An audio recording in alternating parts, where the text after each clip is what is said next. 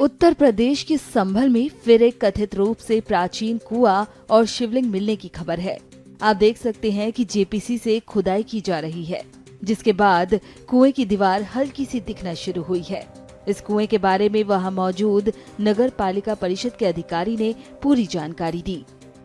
स्थानीय लोगों के माध्यम से पता चला कि पीडब्ल्यूडी गेस्ट हाउस के सामने जो है एक कुआं है, तो उस कुएं की खुदाई हो रही है। पूर्ण खुदाई के बाद ही स्पष्ट हो पाएगा कुएं की प्रकृति क्या है।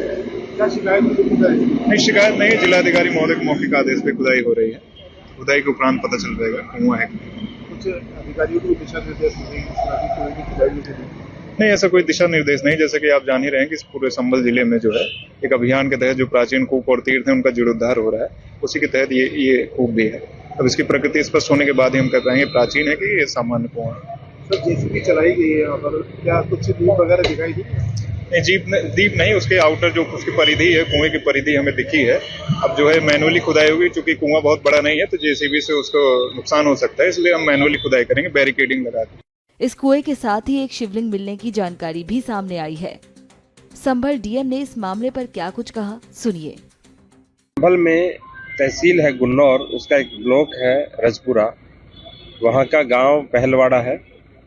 वहाँ माहवा नदी के पुनरुद्धार का कार्यक्रम मनरेगा के द्वारा किया जा रहा था और उसी नदी पुनरुद्धार के अंतर्गत जब पहलवाड़ा के अंदर खुदाई की गई तो 2 फरवरी 2025 अभी रात्रि में कुछ ग्रामीणों ने सूचना दी कि वहाँ एक शिवलिंग है और धरती से अपने आप पानी बाहर आ रहा है।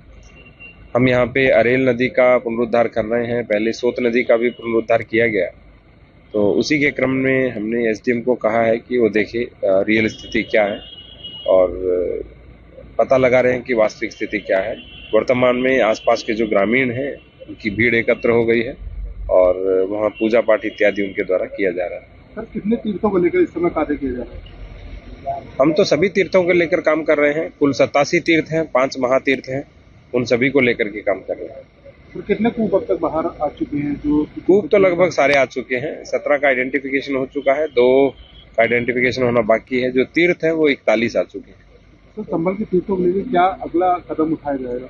पर्यटन विभाग के माध्यम से, जो धर्मार्थ कार्य विभाग है उनके माध्यम से, उसके अतिरिक्त ग्राम के बजट से और नगर पालिका परिषद के बजट से और CSR के माध्यम से कन्वर्जेंस करके हम सभी तीर्थों का पुनरुद्धार कर रहे हैं।